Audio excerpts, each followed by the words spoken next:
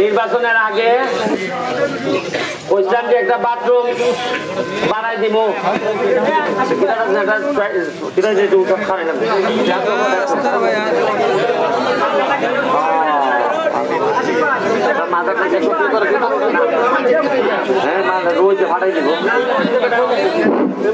আচ্ছা শুনুন,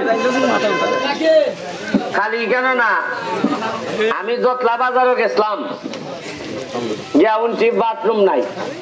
আমার কাছে মনে হয়েছে যে আমি এমপি হিসাবে 4.5 মাস, এর বড় যদি খালি বাথরুম লাইন শেষ করতাম না বাড়িতে, তাই কি জাতেন কি ওই মোটামুটি সব বাজার ওই প্রায় বাথরুম উদ্বোধন হয়ে গেছে, কিছু হইতাছে। আপনার বাথরুমটা দেখতে সুন্দর লাগছে এবং যে বানাইছেন ধন্যবাদ জানাই। এত সুন্দর করে একটা ফজলু ভাই আমি স্পেশাল ধন্যবাদ জানাইতেছি যে লোকটার রুচিবোধ আছে। আর এখানে যারা চালাইবা বাথরুমটা, বাজার কমিটির প্রতি আমার অনুরোধ, এই একজন এই বাথরুমের দায়িত্ব দিলাইবা আপনারা, যে এইটারে পরিষ্কার রাখবো, প্রয়োজনে বাথরুমের লেগে 5 টাকা করে নিব, নিয়ে এটা সবসময় সে পানি পরিষ্কার রাখার দায়িত্ব তার। এটা আমি বাজার কমিটির হয়ে যাইতেছে, কারণ কোন জায়গার যত্ন করতে গেলে তারে কিছু পয়সা আপনার দিতেই বা যারই দিন আপনারা এটা দায়িত্ব দিবা, সেইটারে যত্ন করে রাখবো। আর হইল গিয়া আরো বিভিন্ন কাজ আপনারা জানেন, এই বৃষ্টির সময় এবার অনেকগুলা জায়গা রাস্তা ভাঙছে, এটা ঠিক করা, এটা দেখবার লেগে আসলাম। যাইবার সময় বাথরুমটা দেখে দিতেছি, দেখা তো মানছে আমার জিগায় যে ধরো মিয়া তুমি আমি এমপি ঘুরে বেড়াইতে, তুমি গিয়ে বাথরুম গিয়ে উদ্বোধন করো।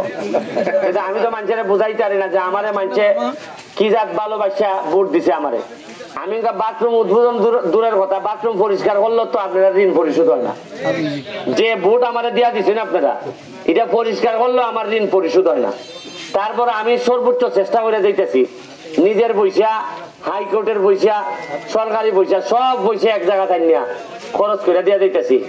এবং আপনারা একটা কথা হয়, আর 2 বছর যদি আমি বাঁচি, আগের যারা নেতা আসলা তারা যে কি পরিমাণ আমরা টকাই গেছেন, এটা আপনারা হারে হারে চার পাইবে। আমার কর্ম দ্বারা তারা কিতা কইরা গেছেন, কোনাইন দিয়া টেকা খাইছই। আগে এমন তাম টিয়ার কাবিকা, এটা কাগজে টেকা তুলে লেখা, মানে ওই কাগজই দেখা গেছে যে খাম হয়ে গেছি গে, আবার কাগজই নিয়ে টেকা তুলে লেখা। এখন প্রতিটা টিয়ার কাবিকা একবারে কইয়া বললা যে ভাই তুমি লাভ নিলে 5,000 টাকা লাভ নিবা খাম কইয়া, কিন্তু তোমার খাম আমার ওই তুই বোঝে নই। আমি একটা কথা বলছিলাম নি যে আমি নিজে টেকা খাইতাম না, 2 নম্বরই করতাম না, আর কেউরে 2 নম্বরই করবার লাগিয়া দিতামও না, পরিষ্কার। এতে আমার বুট কিছু কমতাছে, আমি টার পাই। কারণ এমনি মানছে আসা কথা কইলে, সত্য কথা কইলে খুব আত্মালি দেয়, আর যে খালি এর বিরুদ্ধে জায়গা কথাটা কয় ফুলাটা বড় বেদ হইছে নেব। আপনি দেখুন যেমন ধরেন এখানে মেম্বার, যে কোনো একটা মেম্বার, আমি যখন অন্য দুশ্মন চেয়ারম্যানদের দুশ্মন মেম্বার খুশি হাততালি দিতেছে, হ্যাঁ হ্যাঁ ঠিক আছে। আর যে কোনো মেম্বার তুমি যে নিসলা খামটা কিতা করলাই, লোকটা বুঝলাম না বড় বেশি মাথে দেবো, এটা আমার জানা আছে। আর আগামীবার আমি এমপি হইতাম তো দূরের কথা, টিকমু কিনা এটা নিয়ে আমি সন্দেহ আছি। আমি যা পারি আমার পক্ষ থেকে আমি চেষ্টা করে দিয়ে যাইব। আমি খালি সোনাঘাট মাধবপুর নৌ, সারা বাংলাদেশের বিভিন্ন জায়গায় নাড়াই দিতেছি। কয় টাকা বরাদ্দ আই জীবনে উনছিলানি, ওই আমি তো কইয়া দিছি যে আমার 29 কোটি আইছে, 25 কোটি রাস্তাঘাট বানানি। আগে উনছিলানি কোনোদিন টেকার কথা, খেরা কইতে অসুবিধা আছে কিটা টেকা মানুষের টেকাই দেয়া, এটা কোনো আমার বাবার টেকা নি না, আমার বাবা হিসাবে মরা বেটা রেখে গেছিল টেকা। এটা দিছে হইল গিয়া শেখ হাসিনা সরকার, এই রাষ্ট্র দিছে আপনার বাথরুম বানাই দিবার লাগিয়া, রাস্তাঘাট করবার লাগিয়া। তো এটাও তো লুকালুকির কিতা আছে। আর আরেকটা জিনিস কিন্তু ভালো হয়েছে, যারা লুকালুকি করতা, আমি আপনাদের কাছে কৃতজ্ঞ, সোনারঘাট মাধবপুরের মানুষের কাছে কৃতজ্ঞ এই কারণে, যারা লুকালুকি করতা আর পয়সা মারছ, বেশিরভাগ লোকই মানুষের বুটের মাধ্যমে বিদায় দিলাইছে। এটা আমার পক্ষে রয়েও আর বিপক্ষে রয়েও।